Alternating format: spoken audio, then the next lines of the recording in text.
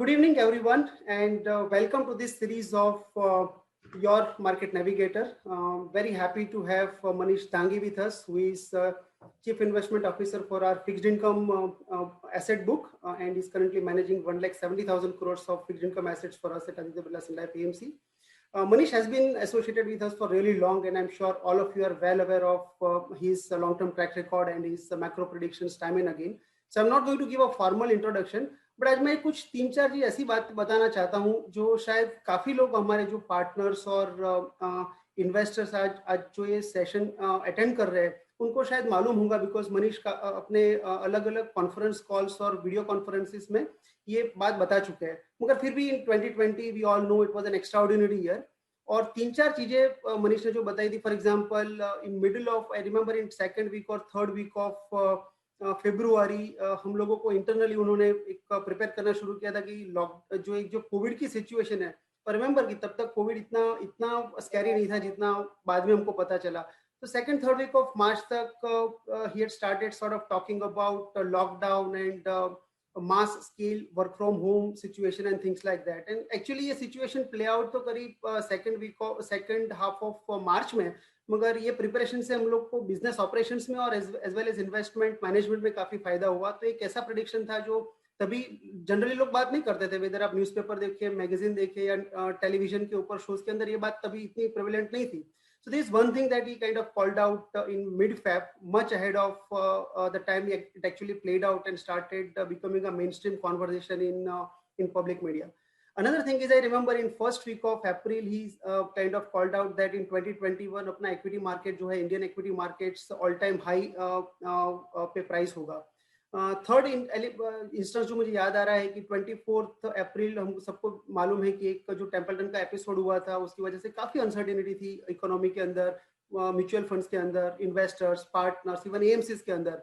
तो just about 8-10 days after that, और शायद आप लोगों में से काफी लोगों ने वो कॉल भी अटेंड किया होगा, तो 8-10 days after that 24th April incidents, that is in the first week of May or so, he said कि अभी क्रेडिट क्राइसिस का जो पीक है वो हमारे पीछे है, मतलब इट्स बिहाइंड अस, और यहाँ से credit environment overall broadly speaking will only improve from here.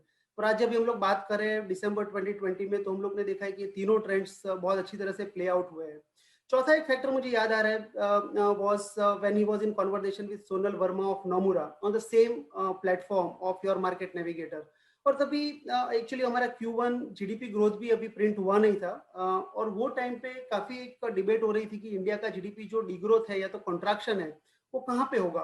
और ज्यादातर इकोनॉमिस्ट है, ज्यादातर मार्केट स्ट्रेटेजिस्ट है, वो आर्ग्यू कर रहे थे कि जीडीपी का जो कॉन्ट्रैक्शन है वो करीबन 10 से 12% के बीच में होगा. तभी मनीष वैसे होस्ट प्ले कर रहे थे, मगर फिर भी वो आर्ग्यू ये किया था सोनल जी के साथ, और जनरली एक as a view against what was prevalent view in the market कि भाई जीडीपी ग्रोथ हमको नहीं लग रहा है कि 6% के ऊपर जाएगा. और आज जब भी हम लोग दिसंबर 2020 में हमने देखा आरबीआई का भी जो ग्रोथ फोरकास्ट है वो 9.5% जो 2 महीने पहले था कि कॉन्ट्रैक्शन था, अभी रिवाइज्ड एस्टिमेट में 7.5% है. So even that broad macro has also really played out. Why I kind of thought of sharing this with you is because many of you who have been tracking Manish and his views would be well aware of it, but those who are joining us afresh get a broad view of his broad prediction in such an uncertain year like 2020 and how it played out. So आज very happy Manish to have you with us. Thank you very much for joining us.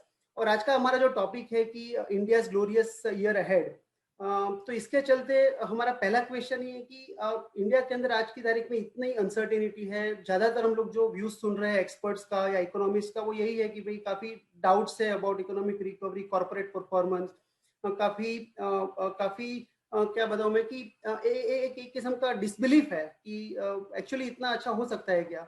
और वहां पे हम लोग आज बात करने जा रहे हैं कि अगला जो दशक है इंडिया के लिए वो काफी सुनहरा हो सकता है. तो क्या संभावनाएं आपको लगती है, क्या रुझान लगते हैं, क्या ट्रेंड्स लगते हैं कि आपका व्यू इतना अलग है compared to generally what's being talked about in the market. तो आपके इसके बारे में जो व्यूज है वो हमारे दर्शकों के साथ शेयर करें प्लीज. भाविक का हिंदी में बात करना इतना लंबा मेरे को पहली बार सुनाई दिया. So okay, thank you Bhavdeep, and thank you everyone to join this platform. Basically बाबदीप, जो अपना कई बार डिस्कशन हो चुका है इस बारे में, आपको मैं 2 मिनट पहले भी बता रहा था ये चीज कि पिछले 3-4 महीनों में there has been this intense debate on public platforms also, on TV, web series पे भी कई सारे conversations हुए हैं जिसमें people have been extremely bearish India. Okay. In a sense, this popular narrative in India over last 8-9 months, most intense narrative has been India has disappointed us. And then this whole rag of, that we will eventually become a big country. Of course, we will become a big country, but, we would remember those days in 2004, 5, 6, हर कुछ महीनों में एक report आती थी जिसमें discussion होता था कि हम चाइना को ओवरटेक 2030 में करेंगे, 40 में करेंगे, will become the next big power export house, export country. 2001 के अंदर मेरे को पता है कि इतना एक्साइटमेंट था जब WTO ज्वाइन कर रहा था इंडिया और चाइना सब लोग, तो कि we use to track textile किस तरह से बहुत बड़ी बन जाएगी। तो काफी डिसअपॉइंटमेंट सा रहा है पिछला 7-8 सालों में, और खास करके और कोविड ऑफ कोर्स एग्जैजरेट किया उसको, क्योंकि अचानक से जब आप इतना बुरी तरह से कॉन्ट्रैक्ट कर रहे हो तो एक जो माहौल बना भावदीप की हमने फिर से गड़बड़ कर दी है। अहंकारी देश जो था हमारा 10-15 साल पहले, वो एकदम से पेसिमिस्टिक, जो नार्सिसिस्टिक से हम एकदम एक्सट्रीमली सेल्फ क्रिटिकल हो गए हैं। और हम इसलिए हो गए ऑफ कोर्स कि हम चारों तरफ से यही सुनते हैं, आप जिस टीवी उठा के देख लो, जिससे भी बात करो तो सब लोग मंदी की बात करते हैं। तो ये है परिप्रेक्ष्य, ये है बैकड्रॉप। लेकिन एक्चुअली क्या है कि सच कुछ और है। सच तो यह है कि इवन लास्ट 5 सालों में अगर आप देखोगे, ये जो मैं आपको 2 मिनट पहले बता रहा था, कि एक्चुअली ग्रोथ इतना खराब नहीं है। FY15 से FY20 का ग्रोथ, अगर प्री कोविड वाला ग्रोथ देखोगे तो 7% के आसपास में हमने ग्रो किया है। पिछले 25 सालों में भी हमने कुछ 6.75-7 के बीच में ग्रो किया है। यानी कि देश ने अच्छा ही किया है, खास करके आफ्टर राजीव गांधी के रिफॉर्म्स और फिर मनमोहन रिफॉर्म्स के बाद में हम थोड़े से एक्सेलरेट हुए थे, थोड़ा सा स्लो डाउन हुए हैं, लेकिन मोटा मोटी एवरेज हमने कुछ 7 का ग्रोथ पाया है। सो फर्स्ट ऑफ ऑल, कोई भी अगले 5, 10, 15 साल का जब फोरकास्ट करते हो तो आप प्रायर क्या बिल्ड करोगे, किस बेसिस पे आप बोलोगे कि ना ग्रोथ कैसी होगी, है ना? तो उसका प्रायर जो है, उसका standards will be set by history, कि अनलेस कुछ ड्रामेटिक चेंज इधर साइड हो रहा है, otherwise history will recur, will repeat. It can trend in a certain manner, but mostly history जैसी प्ले आउट हुई है वैसे उसी के कमोबेश वैसा ही प्ले आउट होगा। तो जब हम अगला 10 साल का सोच रहे हैं ना भाभी, तो अब काम सबसे आसान ये हो जाता है कि हमने पिछले 5 साल और 25 साल में जो ग्रोथ अचीव करी है उतनी तो हो ही जाएगी, क्योंकि ऐसा कुछ भी नहीं हो रहा है एज ऑफ टुडे जिससे ऐसा लगे कि नहीं वो ग्रोथ स्लो हो सकती है ना? उसके बाद हम बहुत सारी चीजें कर सकते हैं कि नहीं, हमने रिफॉर्म्स किया, हमारी स्टेट की कैपेसिटी बढ़ गई, हमारी फर्म्स अच्छी हैं, फाइनेंस इंप्रूव हुआ, ये सब हम डिस्कस करेंगे, है ना? लेकिन सबसे पहले ये चीज ध्यान में रखते हैं कि हमारा बेसलाइन अजम्पशन ही 7 का होना चाहिए, है ना? Because historically for variety of reason हमने क्यों 7 पाया है, उसका भी रीजन है, क्योंकि हम यंग डेमोग्राफिक्स हैं, एक बहुत बड़ा इंग्लिश स्पीकिंग तबका है ना हमारे देश के अंदर, second largest size of English speaking people, office market उसकी वजह से काफी एक्सप्लोड हुआ है, हमारे बंदे स्टेम में, साइंस टेक्नोलॉजी में, अपनी लास्ट वीक बात हो रही थी, मतलब कुछ तो है हम में, है ना? अब एक आम साउथ एशियन स्टेट कैपेसिटी इतनी बिल्ड नहीं हुई है कई सारे साउथ एशियन कंट्रीज के अंदर जितनी हमने बिल्ड करी है। हर 2-5 सालों में कुछ करके हम कुछ कर देते हैं जिससे कि थोड़ा सा ग्रोथ फिर से एक्सेलरेट हो जाता है, और पिछले 4-5 सालों में तो बहुत चीजें हुई हैं तो वो भी अपन डिस्कस करना चाहिए, बट मोटा मोटी ये है भावदीप की प्रायर ये है कि 7 का ग्रोथ तो होना ही चाहिए, और फिर अगर आप बहुत सारी जो चीजें पिछले 3-4 सालों में करें उसका क्यूमुलेटिव कंपाउंडिंग इफेक्ट जो जिसको बोलते हैं वो अगर आएगा, तो मेरे को लगता है कि अगला 10 साल जो है एज यू सेड स्वर्णिम ईयर, स्वर्णिम दशक रह सकता है। मेरे ख्याल से हमारी जनरेशन का ये सबसे अच्छा 10 साल निकलेगा। Wow, that's very encouraging to hear in this setup, Manish. And now we all know, Manish, moving to the next part of our conversation is the banking. If you see, I mean, money is such an important part of the economy. And in the banking space, we have seen some sort of zigzag over the last few years, last 4 or 5 years, until at least 2019 were good in terms of market segment. But in the face of consolidation of NPAs, etc., come COVID, you saw sharp correction. And then for the last few months, again, it has started sort of improving. So what's your sense on this such an important backbone of the economy, which is the banking segment? Has anything materially changed there? Because I mean, people were anticipating through after this moratorium that and the restructuring offer, etc., that multiple things could actually go wrong. Retail could misbehave, corporate segment can continue to disappoint banking system, etc. And you have argued multiple times in different forums that till such time we have that robustness in the banking system, we can't really grow sustainably. So, do you think anything has materially changed in the last few months to make us believe that we are set for a glorious set of years ahead? No, it's interesting that you bring up banking first of the variety of things which are important. It's interesting that even someone who perhaps is not an analyst by job, okay, nothing else, would also bring up banking because that's top of our mind, right? कि अगर finance ही नहीं होगा तो फिर देश में growth कैसे होगी? क्योंकि ये बात ठीक है कि आप कितना भी आपके पास में टैलेंट हो, कितनी भी अच्छी फर्म्स हो, कितने भी स्टेट की कैपेसिटी हो, लेकिन आपका क्रेडिट चैनल अगर if it doesn't operate well, if it is not lubricated enough, you won't do well. Okay. So I think that's the premise. I guess you launch your questions that where are we in banking, because बाकी सब बाद में बात करेंगे. पहले finance की pipe जो है वो अनक्लॉग्ड है या अभी भी क्लॉग्ड ही है, इज योर क्वेश्चन. तो अब देखिए कि इसमें भी एक है ना, हमारा एक we've had this interesting I would say disconnect between what we have thought of things and what played out, and what many economists and rating agencies, especially the foreign ones, are not able to realize this. Okay, so I'll give you a small perspective.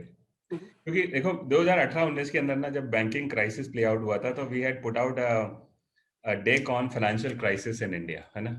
तो उस वक्त है ना हमने काफी academic universities वालों से बात की थी कि हुआ क्या है ये. तो ये सब while researching this, I realized this that that India has had this tradition. Everyone knows this, but India has had this tradition of every decade our banking bombs.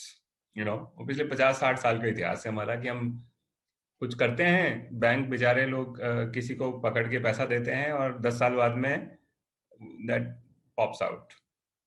तो बीओपी क्राइसिस हुआ था 91-92 में, उसके बाद में 93 में वी हैड सीवियरेस्ट बैंकिंग क्राइसिस, कुछ 20% का एनपीए हो गया. फिर हम बड़ी मुश्किल से उसने निकले, and then we had glorious decade then also. फिर 2002-03 हो गया जिसमें फिर से 10-12-15% के बीच में, depending upon how you assess things, NPA हो गया. फिर हमने 7-8-10 साल ग्लोरियस डिकेड निकाला, तो फिर हमारा 2008-9 के अंदर वी पॉप्ड. फिर 2015 से तो we know that we have been in this big banking crisis, है ना, जहाँ पे शायद जो gross NPA plus restructured asset plus जो राइट ऑफ इकट्ठा करूं मैं 2015-16 की बैलेंस शीट पे बैंकिंग की, तो मोटा मोटी करीबन 15% है. तो ये है हिस्ट्री इंडिया के बैंक की, कि हम हर 10 सालों में 10-15% का एनपीए कर देते हैं. तो नेट जितना हम 10 साल में पैसा बनाते हैं वो एक साथ रख देते हैं, है ना, बैंक बेचारे रख देते हैं. तो अगर हिस्ट्री है तो फिर कैसे इंडिया की बैंकिंग जो है वो रिकवर होगी, वो question we all must ask, है ना. तो उसमें क्या है, कुछ इंटरेस्टिंग चीजें हैं, एंड उसमें सबसे पहले I will give you a data that we did speak when we saw the September numbers of banks, we ourselves were perplexed. Every bank was guiding us कि credit cost जो है because of COVID would be somewhere between 1-1.5%. Every bank and NBFC we spoke to, even the riskier set of NBFCs, जो commercial vehicle चलाते हैं, का काम करते हैं, जो microfinance का काम करते हैं, Even they were not guiding us for more than 2% additional COVID NPA or credit cost. So this was surprising that April, May, when we were talking to most of these financiers themselves, while they were not committing, but our assessment is that they would lose 4% of the book. That number from April, May to September had come down to 1.5%. So first of all, they were surprised themselves कि हुआ क्या है ना? दूसरी बात है कि we were all as analysts surprised. Then we reached out to multiple other countries financing systems. Philippines में क्या हो रहा है, इंडोनेशिया में क्या हो रहा है, दूसरे आसियान देशों में क्या हो रहा है, चाइना में क्या हो रहा है, डेवलप्ड कंट्रीज में क्या हो रहा है. And what we realize is that, very surprisingly, India's banking on both the dimensions, contrary to what everyone expected, was doing very well. But also, more importantly, it was doing very well in terms of slippage or credit costs guidance or restructured asset, okay, with respect to most of the other countries that, we like to compare ourselves with, जैसे Indonesia के number बहुत खराब है, मेरे ख्याल से वहां 3 से 4% का क्रेडिट कॉस्ट आ जाएगा. मलेशिया जो बेटर है शायद वो 2-2.5% में लिमिट होगा. फिलीपींस जो है वो 4-5% का क्रेडिट कॉस्ट आ सकता है. इवन डेवलप्ड कंट्रीज जहां पे रिलेटिवली क्रेडिट कल्चर बेटर है, वहां पे क्रेडिट कॉस्ट जो है was turning out to be more. So now this is the second point. I gave you a backdrop that Indian banking has screwed up over and over again.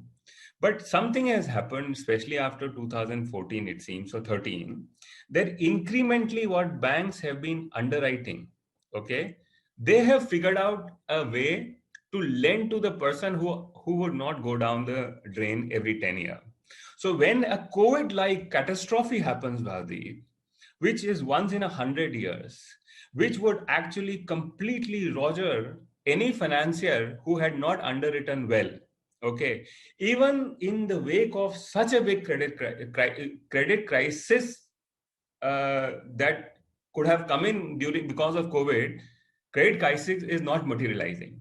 That means हमारे बैंकों ने उन लोगों को पैसे दिए हैं पिछले 5-7 सालों में, जो एक्चुअली आप जो बोलते हो, कई बार आपका मुझे पता है फेवरेट है Nassim Taleb, anti fragile, so I think to a certain extent they have figured out the business of underwriting, who to lend to, which we all know. किसको दिया उन्होंने पैसा पिछले 5-6 सालों में? पहली बात तो है कि PSU हालांकि 70% ऑफ द बैंकिंग है, लेकिन 70% क्रेडिट जो है वो प्राइवेट ने दिया है, ठीक है? तो बैलेंस शीट, कौन सी बैलेंस शीट पैसा दे रही है, that is important, because motives are different. हमने पिछले 5 सालों में हमारा इंडस्ट्रियल क्रेडिट जो है has not grown at all. In fact it has contracted. तो हम जो टिपिकल कॉर्पोरेट को पैसा देते थे वहां पे नुकसान होता था, because they tend to be more levered. But हमने उनको पैसा नहीं दिया है. हमने बावदी को पैसा दिया है, मनीष डांगी को पैसा दिया है घर बनाने के लिए, कार खरीदने के लिए. बिकॉज हमने ये स्टोरी सुना है कि जो हमारा हाउस होल्ड है लेवर्ड नहीं है. तो उसकी वजह से actually when a COVID crisis is happening, even then a household is actually holding up. So basically private lenders पैसा दें with right underwriting to the right person, which is household, who is less levered, okay? That all means that finally our banking appears to be in a very good shape. And that is the reason, Bhavdeep, that today our banks are most sought after financing platforms in the world. I cannot see in G20 countries, I looked for data, barring the fintechs, no traditional financiers trade at the price that our banking or BFSI trades at, ex-PSU basically. I mean, you see Bajaj Finance, 8-9 times of book, So basically now this is the third part, that the guys this Darwinian selection has been on, right? The bad ones have been weeded out. This government actually was courageous enough to put in these PCF framework कि आपको धंधा नहीं आता है, आप चुप रहो, आप we will not let you grow, है ना? So therefore only the good ones have been growing, and those good ones lending to have an access to great amount of capital at a price that no one else in the world can actually think of, So even the traditional financiers, the banks like ICICI and Axis of the world, they have access to enormous amount of capital. आप देखो पिछला महीने के अंदर इतना बड़ा FI का पैसा आया है, आधे से ज्यादा financiers को गया है. दैट मीन्स पूरे दुनिया के अंदर कहीं पे भी फाइनेंस को फंड करने के लिए ना इतनी अपॉर्चुनिटी नहीं है, इसीलिए the firangs are going mad on this. So okay, all these points tells you that finally I think we have the capacity to finance and capability to finance. Capacity because access to capital has improved. आज देखो ICICI bank को आप जब 1 साल का fix deposit देते हो ना और एक्सिस को देते हो, it's not materially different to what when you give to SBI और Indian Overseas bank. In fact sometimes it's lower, sometimes more, but same. That was not true 10-15 years ago. So capacity to borrow money for a lot of these franchises have gone up. आज Bajaj finance 4.5 रुपए पैसा बोरो कर रहा है 2 साल का. Capacity of debt has gone up to borrow more and more money. These are large franchises, huh? 10 lakh crore की. Yes, so capacity is there, and now we talked about in the beginning the capability part, that they have the capability to lend to these guys, है ना? So that means that makes me very very confident, Bhavdeep, that you know हमारे को इस देश को grow करने के लिए 8% पे जो मेरा व्यू है कि हम ग्रो करेंगे अगले 10 साल में, हमको हमारा क्रेडिट टू जीडीपी बढ़ाना पड़ेगा. प्राइवेट क्रेडिट टू जीडीपी 55% है, उसको हमको 100% पे लेके जाना पड़ेगा अगले 15 साल में. तो उसके लिए मेरे को 18-20% का क्रेडिट ग्रोथ चाहिए. 18% का मेरा नॉमिनल ग्रोथ 12-13% का होगा, तो 1.5 गुना मेरे को क्रेडिट ग्रोथ चाहिए. उसके लिए मेरे पास दोनों कैपेसिटी और कैपेबिलिटी की जरूरत है. And that good news for us is there today. And to finally, therefore, my answer to your question कि हमारा फाइनेंस खराब है क्या? लोग बोलते हैं ना भाविक, देखो इतना एनपीए है. अरे भाई एनपीए है लेकिन प्रोवाइडेड फॉर है ना? अगर बुरे से बुरे बैंक ने भी अपने मोर और लेस सारे ग्रॉस एनपीएस को प्रोवाइड कर दिया है. That means this is not going to eat into your capital anymore. थोड़ा रिलीज ही होगा यहाँ से. तो all that tells me, Bhavdeep, that I think India's finance would actually, which was a dysfunctional finance, I would say, most of the times in our history that you and I grew up in, okay, I think is becoming a functional, for-profit, with huge capability and capacity finance. Wow. So that's a very, very good conclusion. That and in 2020, actually, what we saw was more of a report card of what banks have probably done over the last 4-5 years. Yes. So in some way, it has been a testimony of how they have been underwriting and the access to. I think that's very encouraging to hear. So Manish, but the other side of the same phenomena is the credit growth that you touched upon. So how do you see that happening? Because the corporate segment, for example, hasn't been doing capex enough to kind of do this. So this 17-18% credit growth that we are talking about, where will that come from? The supply side is in place, but what about the demand side? तो अभी ये भी है ना हमारा misnomer है भावदीप, है ना. Let's clarify this, that देखो incrementally, as I told you that देखो as a banking system अगर देखोगे ना तो 1/3 is retail, 1/3 is industry and 1/3 is service. You know, 1/3. Okay. लेकिन अगर आप जब जॉब ज्वाइन किए थे 2000 में, 99 में, जब भी, आई डोंट नो, 98 में, तो जो retail was actually less than 4-5%. That has become 35%. ये that number will continue to go up and would perhaps become 70% in next 30-40 years. Okay. So basically it's the retail who levers up first of all. So the banking's primary job is to lend to retail, or that is household, for a variety of things, to buy a car, to buy a mixer, or to buy a phone, or to buy a house, you know. So banking across the world primarily focuses on retail lending. Okay. तो फिर wholesale lending कौन करता है? तो mostly AIFs, mutual funds and institutional platform where public participates directly and lend. That's where you know large amount of wholesale lending happens, okay, across the world. Banks primarily don't do that, okay. तो यही बात है कि हमारे देश में, because हम ICICI IDBI के जमाने से आ रहे थे, इंडस्ट्रियल, हम लोग प्रोजेक्ट फाइनेंसिंग करते थे, तो हमको उसके बाद में government had put together this whole thing of infrastructure finance. Then they forced all the PSU banks की, और तो कौन देगा पैसा? तो PSU bank ended up lending a large amount to infrastructure, and that went fucked, okay. लेकिन अब जो प्राइवेट फाइनेंसियर्स हैं, आज जैसे HDFC बैंक है, you know, it's considered as one of the finest banking franchise in the world, okay. But what do they do? Same thing, personal loan, you know, credit card or home loan and stuff like that, you know. So I think more and more you talk to, you know, there was a very large private sector bank, you know, a few quarters ago, shut down the project financing. You know, people can think of who that is, but you know, very large. They were the pioneers in project finance. They shut down. So most of the credit growth is going to come from retail or household financing only. I'll give you an example. 2006-7 के अंदर China का household credit was 6-7% of GDP. That's risen to about I think 55-60% of the GDP. If you think next 15 years we can get to where China is, our household will level up to that extent. Okay, so your question is, where will the growth come from?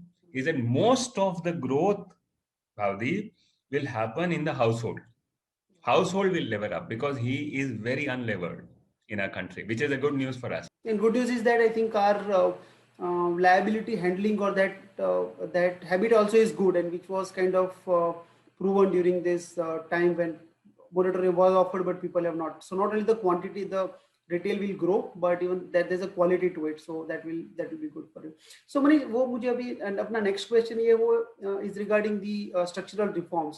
तो आपने जैसे initial comment जो आपके remarks थे उसमें आपने बताया कि कुछ जो स्ट्रक्चरल रिफॉर्म्स हुए, कुछ बुनियादी दौर पे जो भी सुधार किए, whether is Jan Dhan for example, और हम लोग बताए कि ये नोटबंदी है और जीएसटी है, रेरा है, एनसीएलटी है, और lastly in this year we have seen this labour and farm reforms. तो ये सब की कीमत शायद हम लोग ने काफी ज्यादा चुकाई है इन टर्म्स ऑफ डिसरप्शन और economic slow down in economic growth, but उसका फायदा जो है अभी तक हम लोग को खास देखने को नहीं मिला है. तो आपका क्या मानना है इसके बारे में कि अगले जो दशक के अंदर हमारा जो ग्रोथ आएगा, तो what part of the reforms और सुधार जो हम लोग ने अभी तक इम्प्लीमेंट किए हैं उसका फायदा होगा, और क्या क्या नई चीज करनी पड़ेगी for us to achieve that 8% का ग्रोथ? तो उसके बारे में आपकी क्या व्यूज है? Inducing competition. ओके, किसी तरीके से कंपटीशन इंड्यूस करो. और second reform is mostly about evacuating state. मतलब जो हमारे बाबू लोग हैं उनको बिजनेस से निकालो.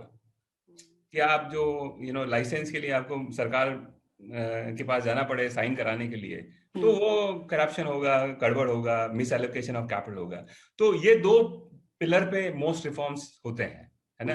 तो अब हमने क्या किया है कि जैसे अभी जो लेबर रिफॉर्म्स किए हैं, अभी एग्रीकल्चरल रिफॉर्म्स के, कॉन्ट्रैक्ट फार्मिंग अलाउ कर दिया है ना.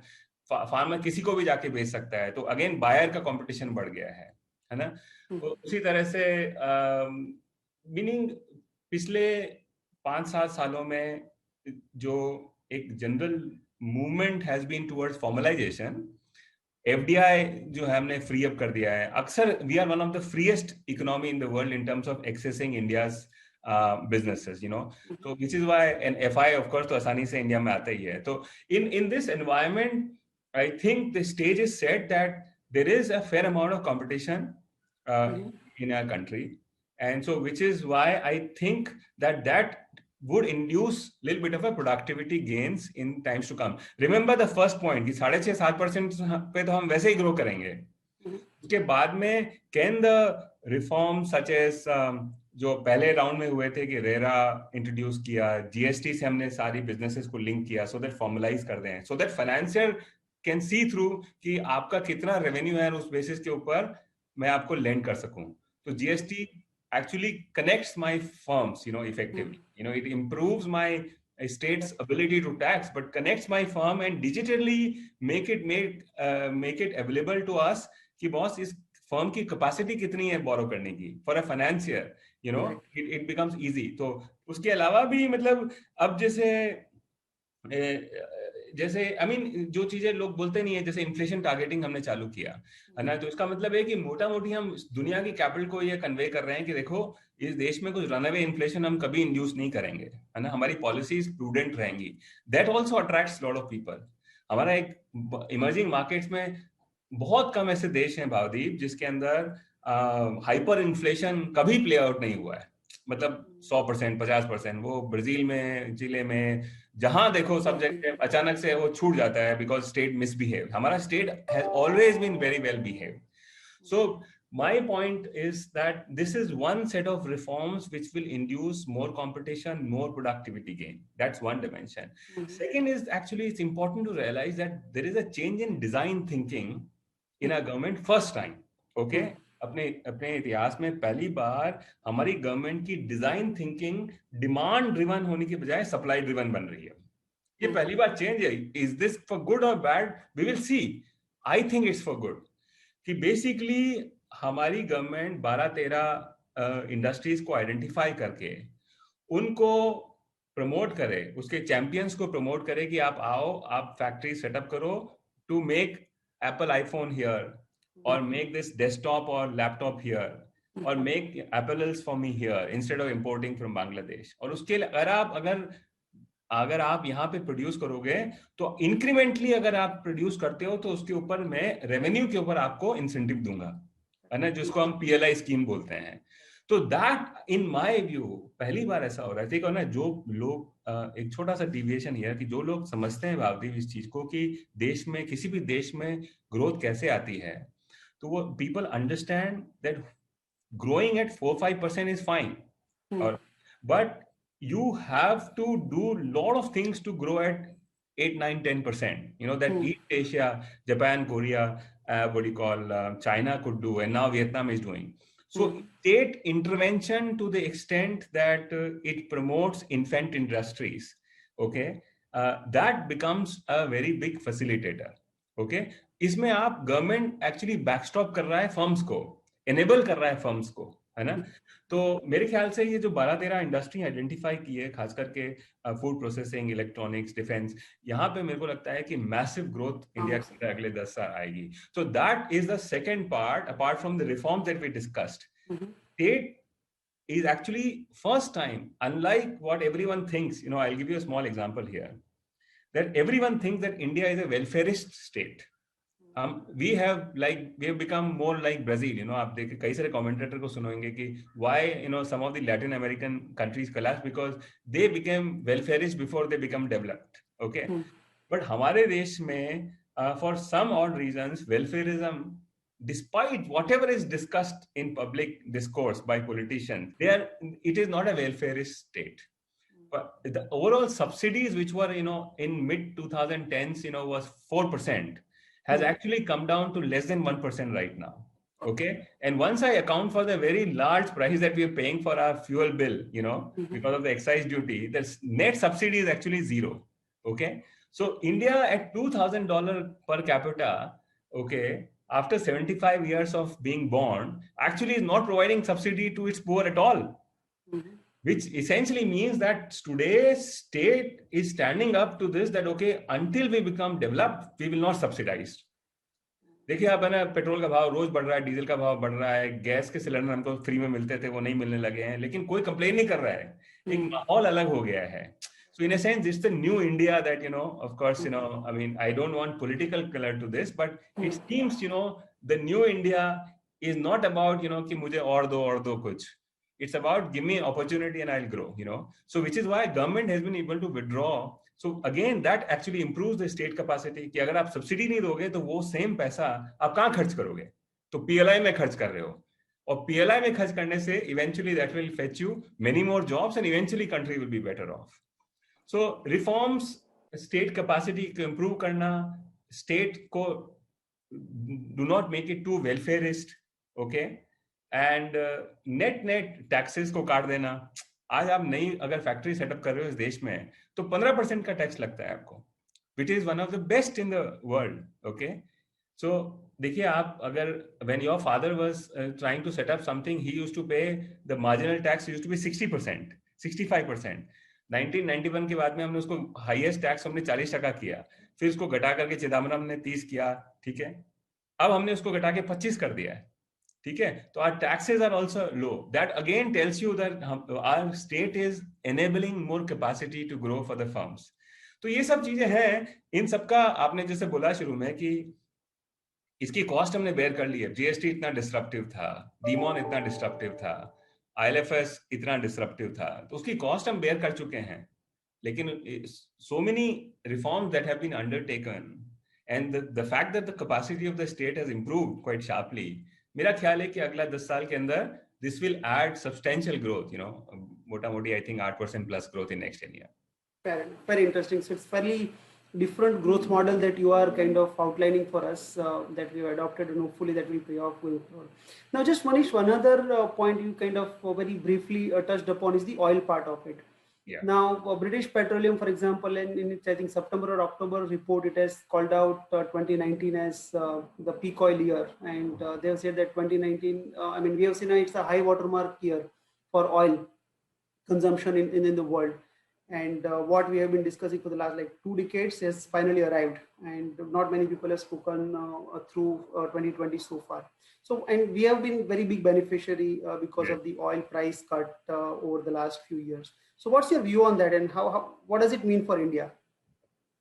Yeah, good. So basically, oil पे view तो अलग बात है. You know, I think I'll try and explain कि क्यों ऐसा लगता है मेरे को, सभी को लगता है rather, अब consensus view बन गया है. टेस्ला का market cap देखोगे, you know, so that is telling you that where is personal mobility headed, right? So हमारी जो PLI scheme है उसमें सबसे बड़ा component oil auto को है, and I have a fair view of this, that you know large part of it will be towards EVs, building infrastructure, battery, and so on and so forth. तो ऐसा है कि renewable ना भाभी as a percentage of our total energy, you know, is steadily going up. Okay, and it is a renewable energy. First of all, raw material is धूप और हवा, है ना? वो तो abundance में है हमारे पास में. अब उसका बाइंडिंग कंस्टेंट ये था कि हमारे पैनल्स एफिशिएंट होने चाहिए थे, सोलर पैनल्स, हमारे जो जनरेटर्स हैं वो एफिशिएंट होने चाहिए थे, है ना, so that eventually we should be able to extract. जो efficiency gains have been massive ना. उसके बाद में बड़ा बाइंडिंग कंस्टेंट रिन्यूएबल ये था कि हमारे सूर्य देवता तो सिर्फ 7-8 घंटे के लिए आते हैं, रात को क्या करेंगे, तो वी नीड बैटरीज, है ना. तो बैटरीज में भी अब क्या है कि मैसिव इंप्रूवमेंट है happen, you know. Kilowatt hour के पॉइंट ऑफ व्यू से अगर बैटरी को देखोगे तो $1000 की खर्चा आता था पर kilowatt hour less than 10 years ago. Now that's fallen to $130 odd. I mean, Elon Musk is talking about $100 in 2021, and in 5 years time we'll get to $60. So basically, why am I telling you is that the battery, we have actually genuinely come to a point, Bhavdeep, I was telling this to my team also, that you know a lot of these grids and all will be threatened because हम सब अपने यहाँ पे battery PACS लगा करके we will be able to, like, अपनी building के ऊपर सोलर पार्क होगा, वहां से एनर्जी आएगी and battery will be saved there. ठीक है. हमारे vehicles 2030-35 के बीच में there'll be a time, Bhavdeep, where you know China, Europe, US will actually pretty much stop ICE vehicles. You know, the gasoline जो vehicles हैं, सारे के सारे incremental sales will happen to the EVs, and EVs जो है वो बहुत बड़ा oil का demand है.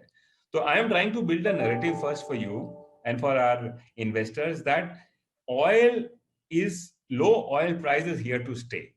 Okay, ना वो $50 कल हो जाए, $60 हो जाए, वापस से 40 हो जाए, लेकिन शायद 10 साल बाद में भी वो $50-60 के बैंड में ही रहेगा, you know, या $40-60 के डॉलर में बैंड में रहेगा ना. That's a big picture मोटा भी. Okay, now because oil price is less, you know, we are one of the greatest beneficiary of this, you know, because oil has been a big binding constraint, है ना.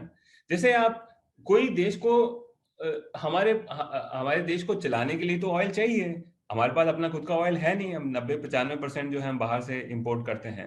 तो आप थोड़ा तेजी से grow करोगे तो लोग ज्यादा कार खरीद लेंगे, ज्यादा कार खरीद लेंगे तो ज्यादा पेट्रोल चाहिएगा, ज्यादा पेट्रोल चाहिएगा तो हमारा अचानक से करंट अकाउंट बढ़ जाएगा, करंट अकाउंट बढ़ जाएगा तो एफआई बेचना शुरू कर देंगे, and then suddenly will have these big crisis moment again and again, है ना. तो इसलिए पहली बात ये समझें कि oil traditionally for India since our birth has been a big binding constraint, okay, that we could never float or freely grow, you know, because you know every time we grew too rapidly our BOP calculations went bust, okay, and our current account calculation went bust. अच्छी बात यह है कि पिछले 20 सालों में 3.5-4% के आसपास में अपने जीडीपी का पे किया है सऊदी अरेबिया को, ईरान को, इन सबको, है ना. वो नंबर अब घट के 2.5 हो गया है और वो नंबर घट के 1% हो जाएगा अगर मेरा प्रेडिक्शन ऑन ऑयल प्राइस और ग्रोथ, इंडिया की ग्रोथ दोनों ठीक है ना. क्योंकि 8-9 साल के अंदर हमारा जो इकोनॉमी है वो डबल हो जाएगा, $6 ट्रिलियन हो जाएगा, और ऑयल प्राइस अगर सेम भाव पे रहा तो उस वक्त भी हम 75-80 $90 बिलियन का इंपोर्ट कर रहे होंगे, तो that basically the number of 3.5% of GDP would have fallen to 1%. अब आप देखिए कि हर परसेंट का सेविंग इज ऑलमोस्ट $30-40 बिलियन का सेविंग है ना.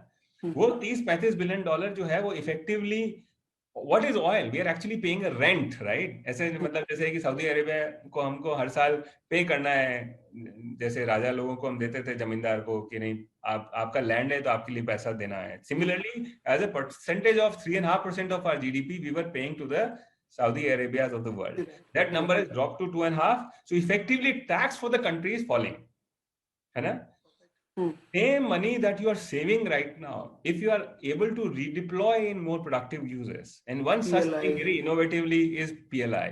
Just imagine all that can happen, in this country. So my mota picture view, without taking you for the limited time we have, कि अगर हम $50 बिलियन अगर सेव कर रहे हैं ऑयल में, तो that in a net NAV point of view, it's 10 times cap rate मालूंगा, तो that is about $500 billion of worth of NAV for the country.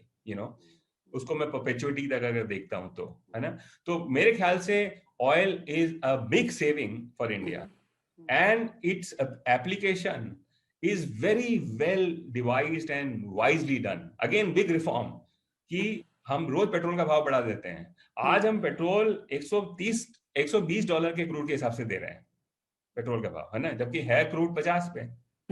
तो क्यों है ऐसा? ये 100, 110, 120 के भाव क्यों? क्योंकि गवर्नमेंट ने भाव रिटेल के बढ़ा दिए हैं और कोई रेसिस्टेंस नहीं है.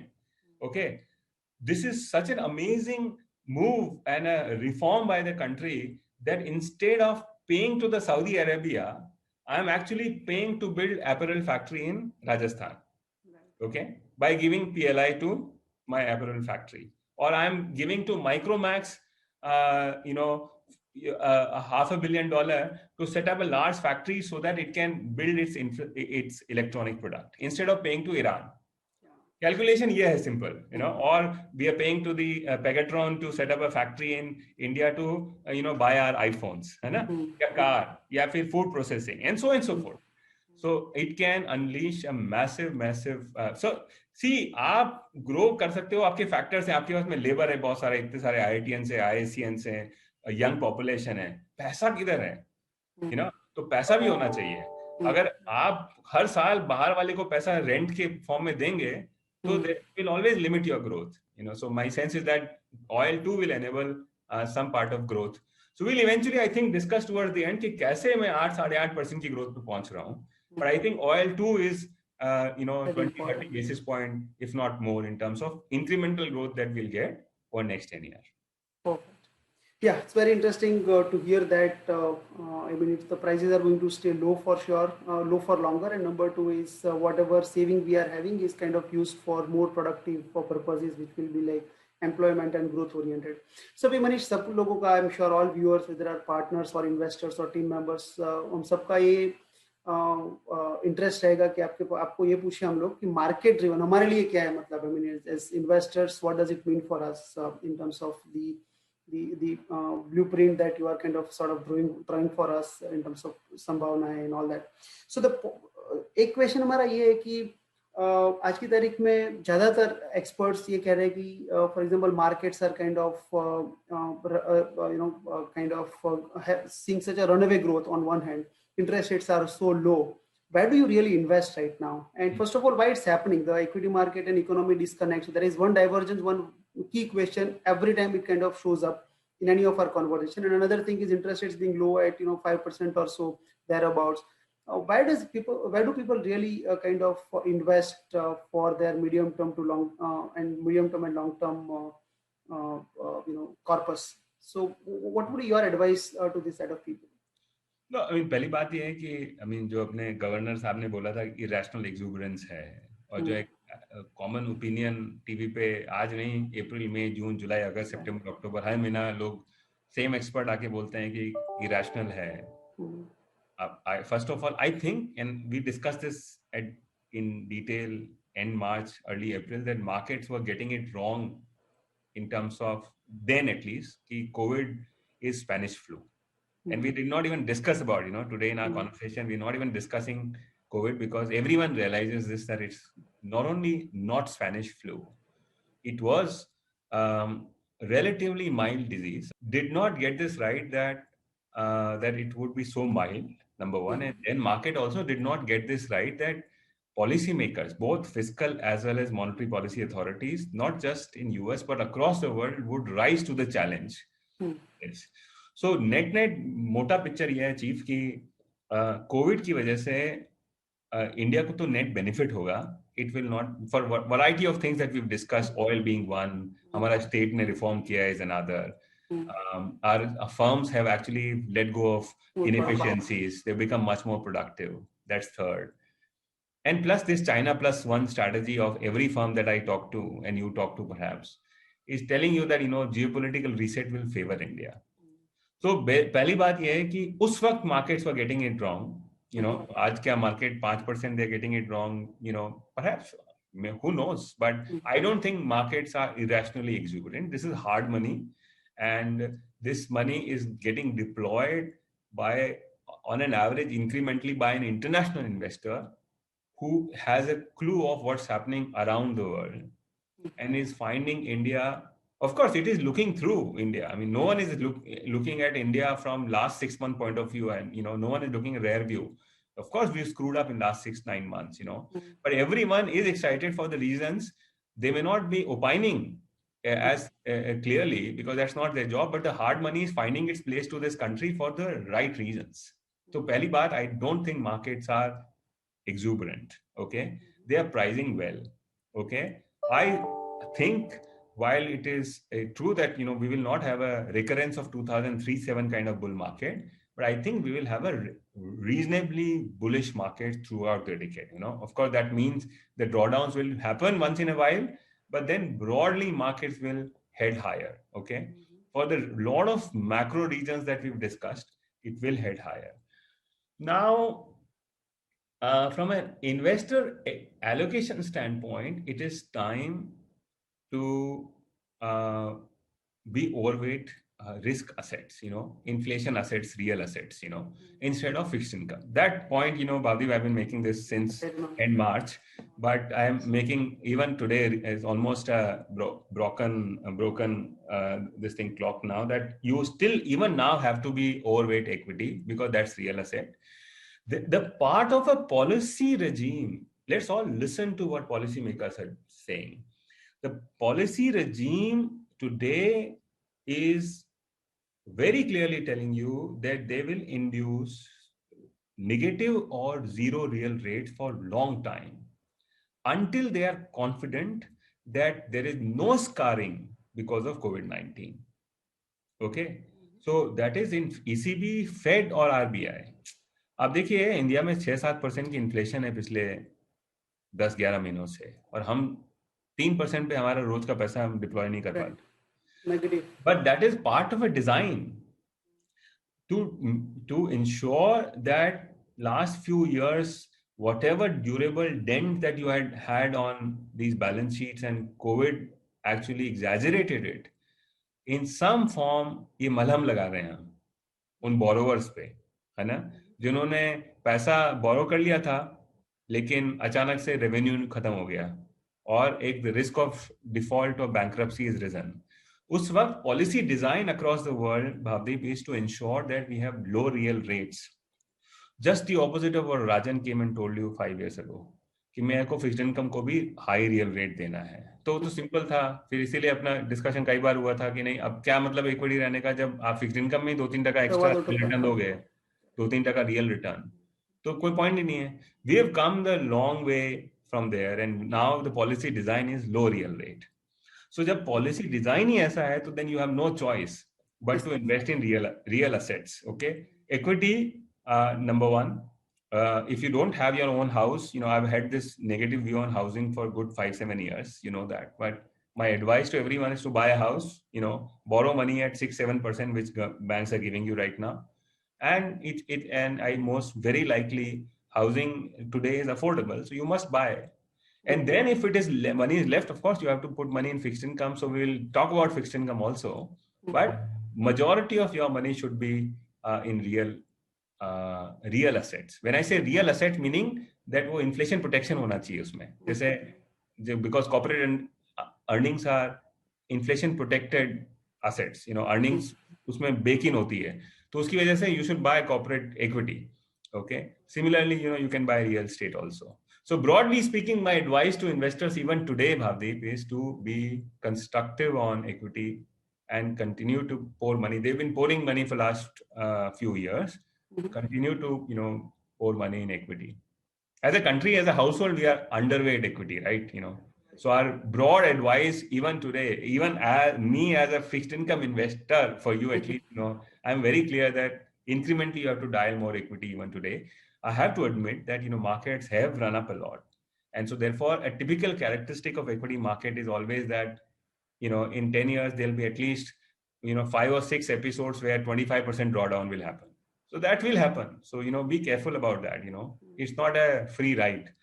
But even then, since you talked about long-term investing, a large part of capital allocation has to stay in equity only. So I think this reassuring thing that economic growth looks like structurally well placed for us, and therefore people should have their long-term investing committed to equities and generally real rates.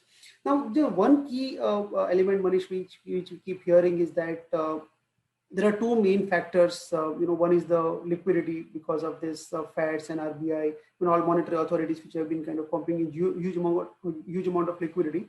And another is the rates are very, very low. Just reading somewhere a very interesting statistic that 21% of all US dollar stock so far has been printed in 2020. And in terms of rates, some 71% of global bonds, all bonds trading at less than 1%. And now this number was that 71% now was just about 40% at the beginning of 2020. So huge amount of money is trading at less than 1%, and of course large part of it also in less than 0%. So people have been arguing that it's just the liquidity and lower rates which have been driving equities up, and you also talked about these real rates. Is there any other thing, because I heard you in one of the sessions talking about it's not only the Fed liquidity or the monetary authority liquidity, but also some other risk capital also which is flowing. So can you just elaborate a little bit more, because that's a new aspect? So I do not know. I mean, there are two parts to it, Bhavdeep. One is, that this, as someone made this point, from academia, that it's a very lazy explanation that markets are up because of Fed. I don't think it's true, and no serious market guy actually thinks that it's true. Markets are up because they realize that what amazing mean machines these corporates are, and these are real assets, and to simply backstop labor and firms, if liquidity will be there for very long and low real rates will be there for very long, and therefore for the right reasons they're buying bitcoins and gold, they're also buying Googles and Netflix and Amazons of the world. So because they are real assets, plus they are very exciting stuff, after a long time happening on tech side, be it battery tech, renewable, biotech, CRISPR, and a lot of other stuff is happening today, which can potentially lead to major productivity jumps, so to say. In some sense, what Gordon and many have talked of, that productivity is everywhere, but in statistics, I think suddenly after 10, 15 years, this digital tech is coming together in a form that could unleash large productivity gain, but let's park it in for some other conversation. But, so I think there are reasonable levers to markets beyond liquidity. Real rate also explains, of course, if real rates are lower, that you will have to reprice cash flows of the future higher. Okay, so that's also true though. Okay, Bernanke, I think in 2001 made this point of saving glut. I don't know if people remember this, but he made this argument in one of the conference that world is facing a saving glut. Okay. And he sort of argued that one of the reasons why US is persistently running current account deficit is because rest of the world, more specifically emerging Asia, was running large amount of surpluses. So someone had to absorb those extra savings. But what is interesting now, Bhavdeep, is what I'm realizing is that, Harvard put out a very good paper a couple of months ago, that the saving glut of rich. So what it basically argues, and one should look for this paper, and I found it very interesting, and intuitively also I think it's getting it right, that there are far too many ultra rich people in the world now. And there are many papers today who are arguing this, that the ultra rich, while their wealth and income both go up year after year at almost twice the pace of the GDP growth, but the consumption of theirs is actually does not grow more than GDP growth. Okay. So a rich becomes richer. Okay. Which is what explains the skew in the world. But that's again a point that we must discuss separately. Here, I'm trying to distill a smaller point, that because these are the ultra rich people who also drive up risk assets, because their ability to invest in risky asset is far more than a median. So my father, who is a middle class man, for him to invest in equity, the proclivity of propensity is far lesser than I, who perhaps much richer than him. Okay. Now this is, I'm not talking of empirically, it's actually proven that richer you are, your ability to take risk is higher. And because the 1%ers increasingly have more dominant share, the paper argues, as a percentage of the incremental savings, they are able to dial up risk far more versus an alternate scenario where the median guy and everyone was growing at the same pace. Okay. So now putting all of these together, there is a thread here.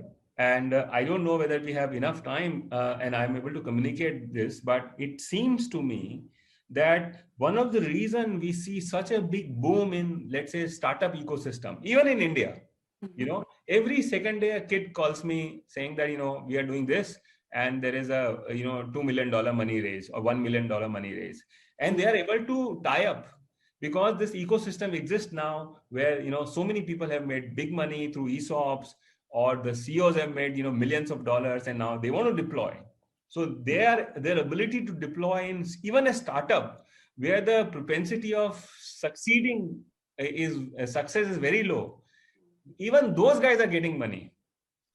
Okay, so now just to summarize, when we were a $500 per capita economy, our ability to take risk, and versus when we are $2,000 per capita, and when US is $50,000 per capita, and within that $50,000, the 1%ers have the largest share of wealth ever, since 1920s. The ability of these richy rich to take risk is very high. And which is what explains the startup boom across the world. Very interesting perspective, yeah. And so, which is why, what I'll tell you, the binding constraint for a poor country like us, has been oil, has been food, but also most importantly, capital. Where do you get capital? I want to set up a Flipkart in India, but I need, $100 million for that. Where do you get? A Japanese, a guy would come and give you that. Software will give you that. You want to set up Ola, someone will get. I was talking to a kid who wants to who is setting up an agri-tech company. He's able to raise money, just 4-5 year old. He's able to raise 200 odd crore at 200 crore valuation rather. So this is unthinkable, of India, of even forget about 1990s and 2000. Even if 2010. I could never imagine the kind of ecosystem that we have today of startup investing. Okay. And so therefore, to summarize that, this rise of ultra rich, not just has benefited the Silicon Valley, but also places like Bangalore, where they are able to direct their savings in deploying in tech growth capital, whose risk associated risk is very, very high. Okay.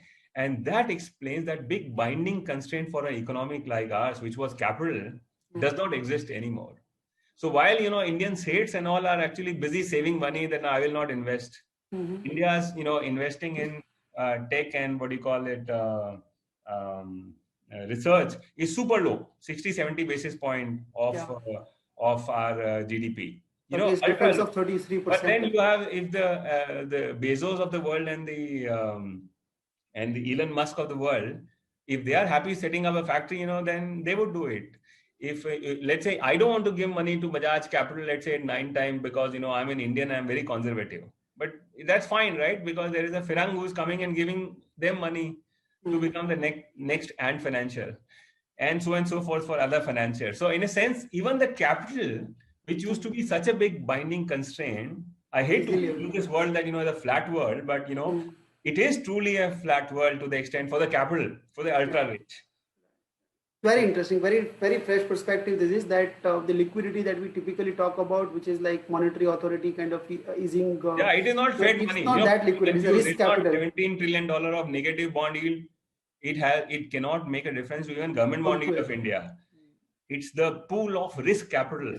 Very interesting. Which is bloating. Lastly, Manish, I know we are overrunning time, and viewers, I'm sorry about that. But just we cannot lose this opportunity to ask Manish this question on interest rates and generally. I mean, because at 5%, what's your view on? I mean, 10 years, of course, about 590. But what's your view on rates in general with short-term, medium-term, and long-term perspective? So, in a sense, very likely the rates won't go down from here. You know.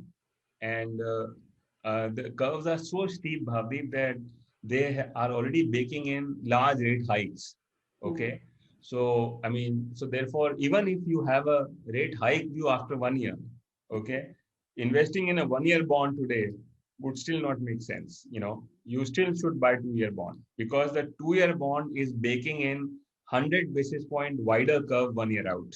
You know, 1 साल तो आपको 370 में मिल रहा है, 2 साल, 1 साल बाद में 1 साल का बॉन्ड 4.5 पौने 5 होगा ना, तब तक, you know, you are not going to be out of money if you buy a 2-year bond today. And same can be said for 3-year, 5-year, and 10 years. So our curves are very steep. Okay. So it is true that rates won't go down.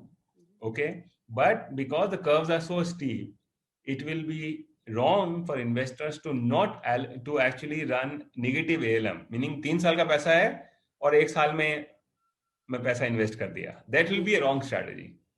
3 साल का पैसा है तो कम से कम 3 साल का bond तो खरीद ही लो. अगर थोड़ी सी रिस्क एपेटाइट है, मैं तो आपको बोल रहा हूँ इक्विटी खरीदने का, which is actually 30-year bond, you know. But 3 साल का अगर पैसा है तो कम से कम 4-4.5 साल का बॉन्ड तो खरीद लो, so that you will make it as a little bit of an accrual strategy, you know. I think big picture, Bhavdeep, is that rates यहाँ से बहुत नीचे जाएंगे नहीं, but by stealth easing जो है, because इतना 8-9 लाख करोड़ की excess liquidity system में sloshing around, बहुत मुश्किल है कि it will take very long for rates to move up in a significant manner, as much as what markets are already pricing in. Fair enough.